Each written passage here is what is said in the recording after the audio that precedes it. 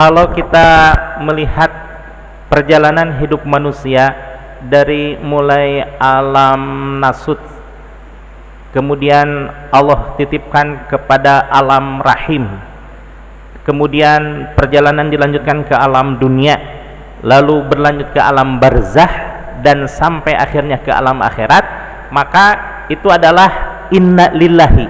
Kenapa?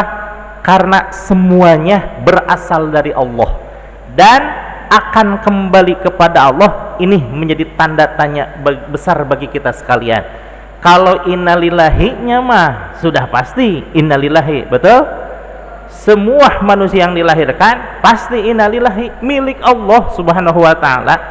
Namun ketika kita akan kembali, apakah kita kembali ke inna ilaihi lagi, atau rojiunnya mah rojiun tapi dalam keadaan yang tidak diridhoi oleh Allah subhanahu wa ta'ala? Tsumma na'udzubillah, insyaallah kita mah tidak. Kenapa? Berdasarkan hadis Kangjeng Nabi, kullu mauludin yuladu 'alal fitrah, bahwa setiap bayi yang dilahirkan dalam keadaan fitrah, dalam keadaan akidah Islamiyah, hatta abawaihi, sampai kedua orang tuanya lah. Nah, ini ketika usia sudah mencapai balik. Laki-laki rata-rata usia 12 tahun, perempuan rata-rata usia 9 tahun. Hatta abawaihi, sehingga kedua orang tuanya, yuhawwidanihi, apakah dia mau menjadikan seorang Yahudi, au yunassironihi, ataukah mau menjadikan seorang Nasrani, au yumajjisanihi, atau seorang Majusi. Nah, alhamdulillah wa syukurillah, kita mah dari mulai orang tua, kemudian lingkungan sekitarnya ada dalam keadaan fitrah akidah Islamiyah. Nah, perjalanan dari alam rahim ke alam dunia ini memerlukan waktu yang sekian lama, katakanlah sekitar 63 tahun. Usia 63 tahun dikurangi katakan 12 tahun, ya katakanlah 50 tahun, 51 tahun lah ya. 51 tahun kita sanggupkah menjalani kehidupan ini dengan penuh keriduan dan rahmat Allah subhanahu wa ta'ala? Maka salah satu cara dan upaya kita adalah senantiasa menghidupkan kolbu-kolbu kita, karena hakul yakin sebagaimana sabda Rasulullah sallallahu alaihi wasallam, innallaha, sesungguhnya Allah subhanahu wa ta'ala, yuhyil qalbal mayyita, mampu untuk menghidupkan hati-hati yang sudah mati, binuril hikmah, dengan cahaya hikmah. Nah, cahaya hikmah itu seperti apa? Cahaya hikmah adanya di majelis taklim, cahaya hikmah adanya di pondok pesantren, cahaya hikmah adanya di masjid dan musola, cahaya hikmah di mana saja dan kapan saja dan dalam bagaimanapun keadaannya. Di situ ada nur ilahi, cahaya hikmah yang mampu menghidupkan hati-hati yang sudah mati. Kalau kita mah hatinya bagaimana? Dilihat dari ibu semuanya tuh, bapak-bapak, alhamdulillah kolbunya pada hidup semua ini ya. Terlihat dari wajahnya sumringah gitu ya. Salah satu ciri dari makhluk hidup ialah senantiasa hidup. Bagi kita mah bukan hanya hidup lahiriah saja. Jasad mah ini hanya sekedar menemani ruhaniyah, itu sekitar 63 tahun. Bagaimana selanjutnya kehidupan ruhaniyah kita setelah alam dunia, alam barzah dan alam akhirat? Mampukah kehidupan yang akan kita jalani itu tetap ada dalam keriduan dan rahmat Allah subhanahu wa ta'ala? Kama yuhyil ardal maitata bima'il matar, sebagaimana Allah menghidupkan tanah yang gersang, tanah yang kering kerontang dengan air hujan. Ibu pernah memperhatikan nggak ketika musim kemarau 8 bulan 9 bulan tanah pada retak-retak tuh ya, kemudian hawa kayaknya bayang yang, apa itu bayang yang? panas sekali ya. Tapi ketika turun hujan sehari 2 hari itu langsung tumbuh rumput-rumput, kemudian tanah-tanah menjadi subur kembali, di mana-mana semuanya berseri. Pernah melihat semuanya itu? Pernah, sering bahkan ya. Nah, seperti itulah Allah menghidupkan hati-hati seseorang yang sudah mati. Namun alhamdulillah kita mah senantiasa hidup dengan apa? Dengan nur hikmah tersebut, cahaya hikmah, cahaya ilahi. Dan cahaya ilahi itu adanya di majlis-majlis taklim, adanya di majlis-majlis zikir. Nah, untuk senantiasa menjaga kehidupan qalbu kita, ada ungkapan nasihat dari Syekh Ibnu Athaillah, yakni ungkapan hikmah yang nomor 31, bahwa tasyawufuka ila ma batana fika minal uyub, bahwa keinginan kita untuk mengetahui tentang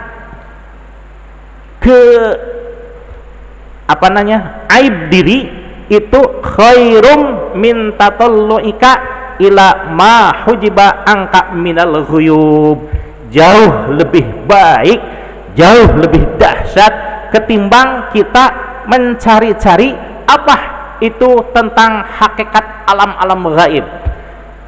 Uyub dengan gaib hampir bersamaan lafaznya, tapi maknanya jauh berbeda. Uyub itu adalah kekurangan diri, kekurangan yang ada di dalam diri kita untuk diperbaiki. Sementara ghuyub itu adalah alam-alam gaib, alam-alam yang kita lewati, daripada mempertanyakan gitu ya. Sesungguhnya latifah kita sudah di mana sih makomnya?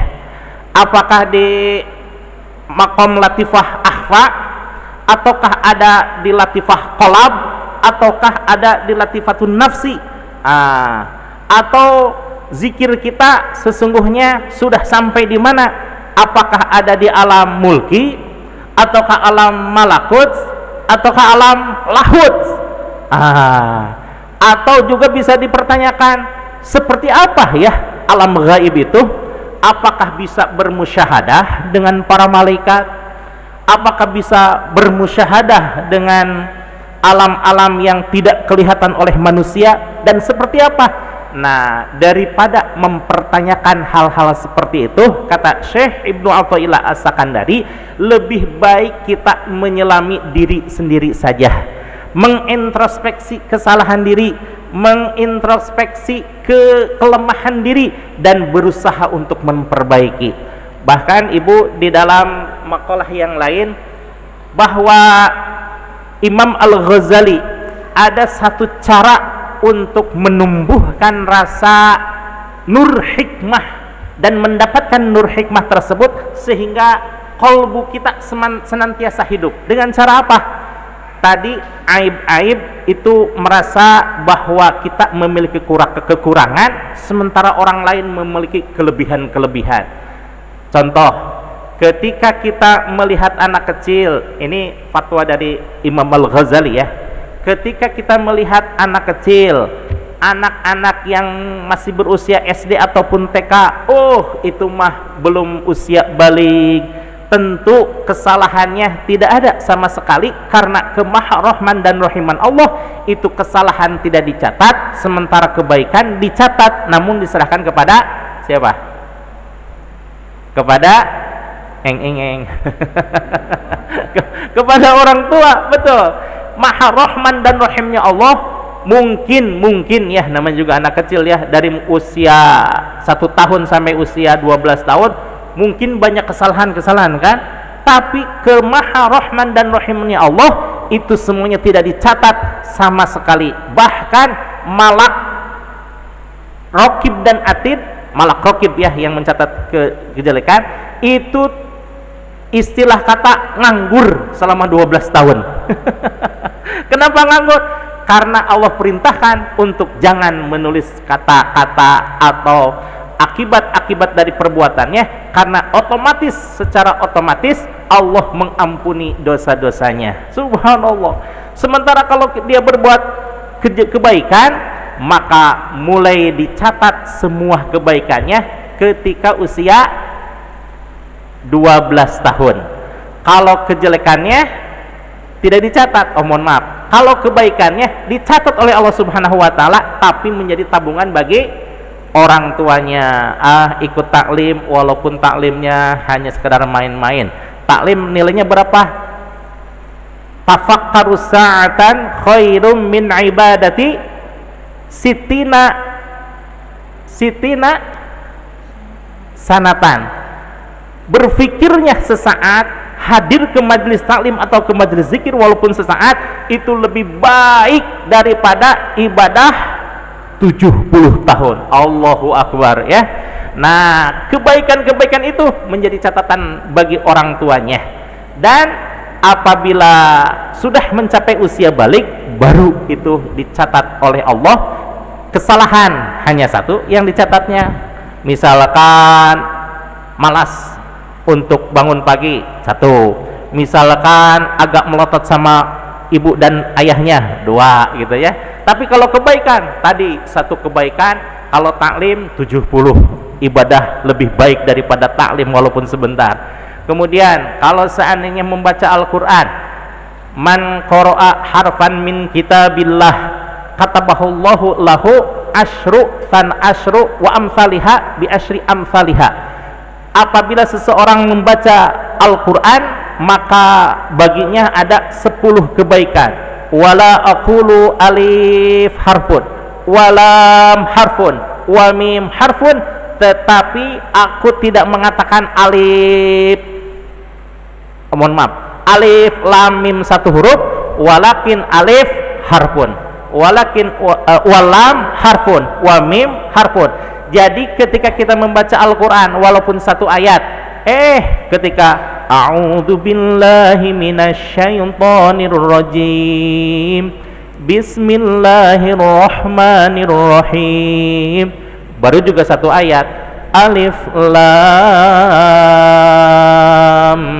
mim, tiba-tiba tok tok tok, assalamualaikum, assalamualaikum, waalaikumsalam, wah ada tamu nih, ayat naon mang, wah baru juga satu ayat, tapi Allah tetap memberikannya berapa? Pahala berapa? Alif lam mim berapa huruf? 3, dibalas oleh Allah setiap hurufnya 10. Berarti satu kali membaca alif lam mim, shadaqallahul azim, berapa? 30, subhanallah. Dan kebaikan yang lainnya dicatat oleh Allah berdasarkan Rahman dan Rahimnya Allah. Ini menjadi iktibar bagi kita sekalian, betapa Allah begitu sayang kepada makhluk-makhluknya. Maka kita yang bertakhalluk, berakhlak dengan sifat-sifat Allah yang terdapat minimalnya di dalam Asmaul Husna, salah satunya Ar-Rahman, salah satunya Ar-Rahim, maka kita insya Allah berusaha untuk memiliki akhlak sebagaimana sifat Ar-Rahman dan Ar-Rahimnya Allah Subhanahu wa ta'ala, walaupun kita mah hanya sebatas berusaha, insya Allah ya. Bapak dan Ibu hadirin jamaah sekalian, ada satu pertanyaan yang dari dulu sampai sekarang serasa tergelitik saya kalau ada pertanyaan seperti itu. Kira-kira boleh nggak diajukan ke ibu-ibu dan bapak-bapak? Boleh ya? Boleh. Pertanyaannya adalah, kira-kira bapak dan ibu, kalau seandainya kita melaksanakan sholat, kira-kira khusyuk apa tidak?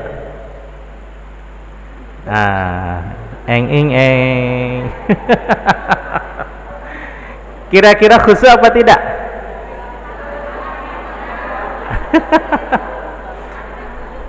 Dalam satu kali gerakan sholat, katakanlah sholat isya yang memerlukan waktu 4 menit cukup, kira-kira ibu khusyuknya berapa menit?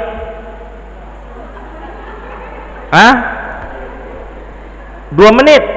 Wih, luar biasa ibu, luar biasa. Saya mah terus terang ibu, kalau sholat 4 menit paling khusyuknya cuma beberapa detik saja.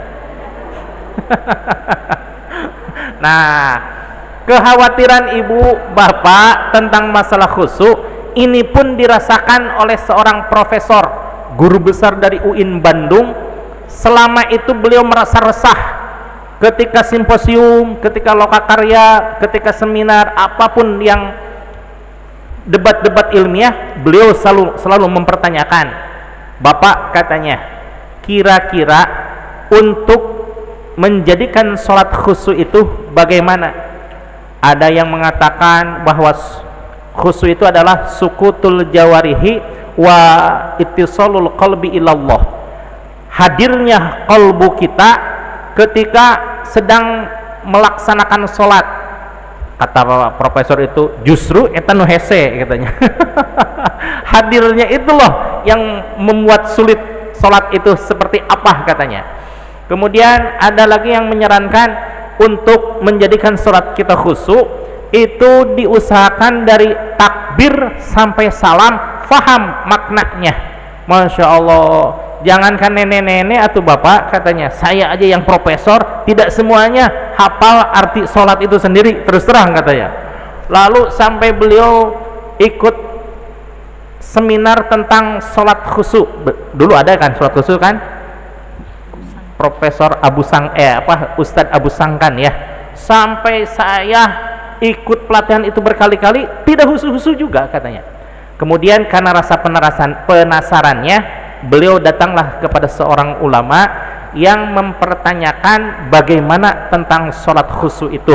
Karena saya sudah mempertanyakan kepada para kiai, para profesor, pada intelektual, semuanya jawaban terasa ngambang katanya, dan kalaupun toh ada terasa memberatkan kepada saya. Maka datanglah beliau kepada seorang ulama sepuh di kota Tasikmalaya. Kebetulan nyebutnya Pangersa ya. Pangersa katanya, saya kesulitan untuk sholat khusyuk. Apa dan bagaimana khusyuk itu katanya.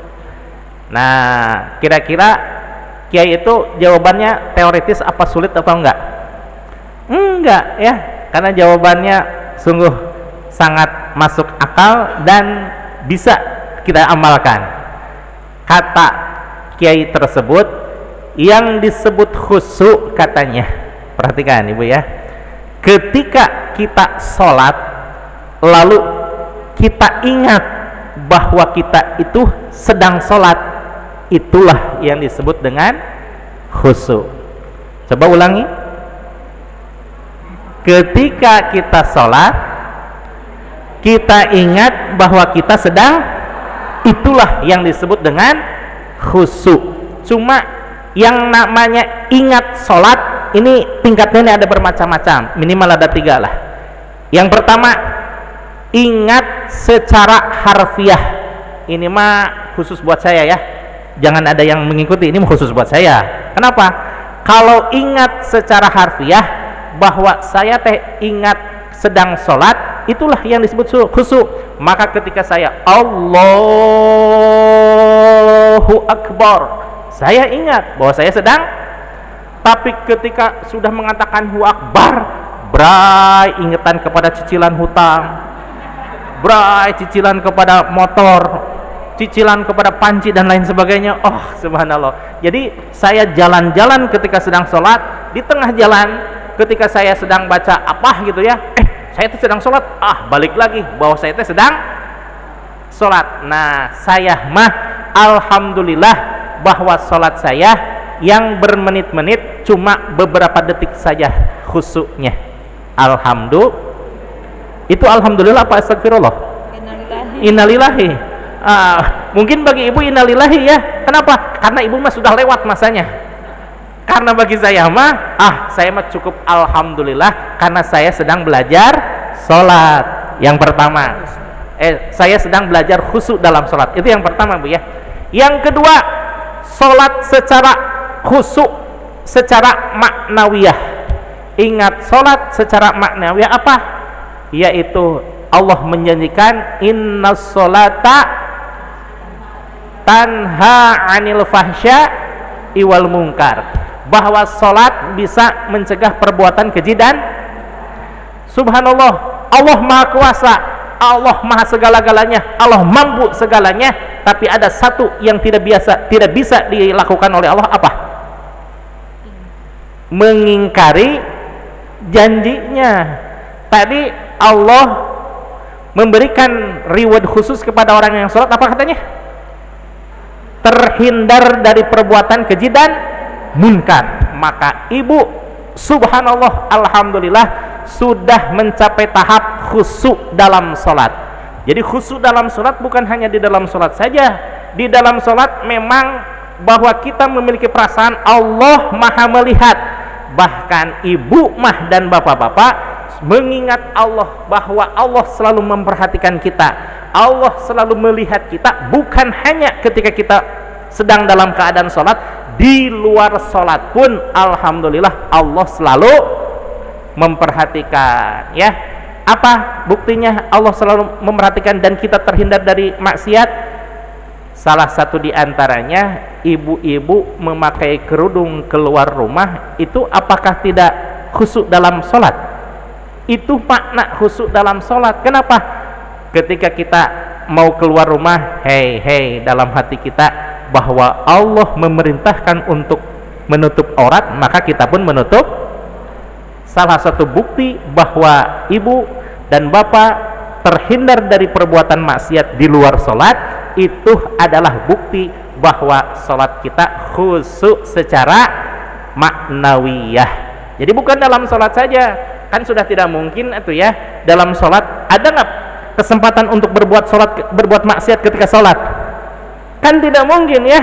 Tapi di luar sholat, subhanallah, itu adalah pembuktian bahwa ibu, bapak, hadirin semuanya, terhindar dari maksiat adalah karunia dari Allah Subhanahu wa Ta'ala, karena kita khusyuk dalam, ya, kerasa ibu ya.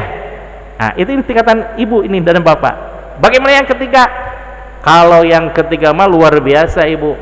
Khusyuk dalam sholat itu bukan lagi secara harfiah sebagaimana yang saya rasakan, bukan lagi tingkatan maknawiyah sebagaimana ibu dan bapak rasakan, tapi ini dirasakan oleh para nabi dan para wali.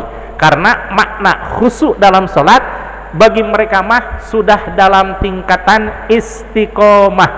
Apa katanya bu? Kalau saya tadi secara apa? Harfiah. Ibu dan bapak secara apa? Maknawiyah. Kalau nabi dan wali tingkatannya apa? Istiqomah. Subhanallah, apa itu yang dinamakan istiqomah? Konsisten dalam melaksanakan kebaikan. Apa kebaikannya? Kebaikan selalu mengingat Allah, bukan hanya secara harfiah saja, bukan hanya secara maknawiyah saja. Ketika kita terjaga, katakanlah 12 jam kita terjaga ya, lagi tidak melek gitu ya, lagi melek. Lalu bagaimana nabi dan wali ketika sedang tidur? Apakah ingat sama Allah? Jawabannya apa?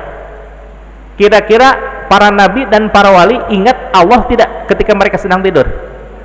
Ah benar. Yakin nih? Yakin. Kenapa? Cius katanya bu, cius nih. Karena nabi dan para wali, sebagaimana dinyatakan oleh Nabi Muhammad SAW, bahwa aini malam yanam qalbi walam yanam apa? Yanamu aini walam yanam qalbi. Mataku ketika sedang terpejam, tertidur secara jasad, karena itu adalah hak manusia secara basyariah. Walam yanam qalbi, tetapi hatiku tidak pernah tertidur. Subhanallah, para nabi ini dan para wali. Sekali lagi, yanam apa? Tanamu aini wala yanamu qalbi. Mataku terpejam, tapi hatiku tidak pernah terpejam. Maknanya apa? Ketika sedang tidur, para nabi dan para wali senantiasa lak tak tak tak Allah Allah Allah, senantiasa zikir kepada Allah. Ini bukan hanya nabi saja. Kalau nabi dan rasul sudah hakul yakin ya. Bagaimana kalau contoh para wali? Ini ketika saya sedang, mohon maaf, berkhidmah di Malaysia, Tuan Guru Zuki memberitahukan kepada saya, Mad, ada satu pembuktian hadis Rasulullah SAW yang merupakan yang menjadikan saya paling cinta terhadap hadis itu. Hadis yang mana Tuan Guru? Katanya, yaitu tentang Nabi tidak pernah berhenti berzikir sekalipun sedang tidur. Saya ketika mondok di Tasikmalaya, suatu saat, 6 tahun beliau mondok di Tasikmalaya, suatu saat beliau dipanggil oleh Pangersa, Zuki, sini. Datanglah beliau kepada Pangersa ulama tersebut. Ketika jam 9 malam, Kiai Zuki tahu bahwa jam 9 itu waktunya Pangersa tersebut tidur. Jam 8 lebih 45 menit, Kiai Zuki sedang mendengarkan tausiah atau sedang mendengarkan petuah-petuah dari Pangersa tersebut. Ketika sudah mendekati jam 9, secara tiba-tiba suaranya sudah tidak terdengar, yang ada adalah hening sehening-heningnya. Saya baru merasakan keheningan malam itu betul-betul hening. Namun kata Kiai Zuki, ketika saya sudah memastikan bahwa Pangersa tersebut sudah tertidur dengan pulas, salah satu ciri tertidurnya dengan pulas, beliau mohon maaf agak ngerek sedikit gitu ya, apalah istilahnya, mendengur sedikit gitu ya, untuk menandakan bahwa beliau sedang tertidur pulas. Kiai Zuki baru juga mendengar itu, mau beranjak tuh dari tempat duduknya, tapi tiba-tiba terdengar suara detak jam di ruangan tersebut, tak tak tak. Berbarengan dengan itu, Kiai Zuki mendengar sesuatu yang aneh, sesuatu yang belum pernah terdengar oleh dia, tapi beliau hafal betul suara siapa itu. Apa suaranya? Tak tak tak. Jantung itu tiba-tiba terdengar, dan di antara detik-detik jam dan detak jantung terdengar suara kiai saya berzikir, Allah Allah Allah Allah Allah. Padahal kiainya sedang tertidur. Jadi ada dua suara, secara jasad mendengur kecil, tapi ruhaniyahnya ternyata Allah tampakkan kepada saya betapa betul seorang wali tidak pernah berhenti untuk berzikir. Subhanallah. Kemudian pada 2001 ketika saya mondok di Situbondo, kiai saya mematurkan bahwa, Cong, katanya, hei santri-santriku, kalau ada seorang wali yang berhenti berzikir kepada Allah, maka saat itu juga dia dipecat dari kewaliannya oleh Allah Subhanahu wa ta'ala. Subhanallah. Memang wali dan nabi itu punya keistimewaan khusus. Salah satu keistimewaannya apa? Keistimewaannya adalah hatinya selalu berzikir kepada Allah secara istiqomah, bahkan ketika tidur sekalipun itu senantiasa mengingat Allah Subhanallah, ya. Apakah ibu ingin semuanya berzikir dalam keadaan tidur? Ada caranya yang belum mencapai derajat wali. Apa itu? Ada yang tahu nggak? Tidur kita dinilai sedang zikir oleh Allah Subhanahu wa ta'ala. Bagaimana? Sebelum tidur usahakan dalam keadaan berwudu, kemudian sholat 2 rakaat, sholat hajat atau sholat istikharah dan sholat lain sebagainya, kemudian berzikir Subhanallah. Yang paling bagus sholat taubat. Kemudian berzikir. Zikirnya apa? Bebas, terserah zikirnya apa, tapi yang lebih utama adalah zikir yang bersilsilah. Terserah ibu mau zikir apa, misalkan subhanallah, ya, subhanallah, subhanallah, subhanallah, sampai la ilaha illallah, la ilaha illallah, la ilaha illallah. Belum juga sampai 33. Kalau saya mah baru 11 juga udah seret gitu.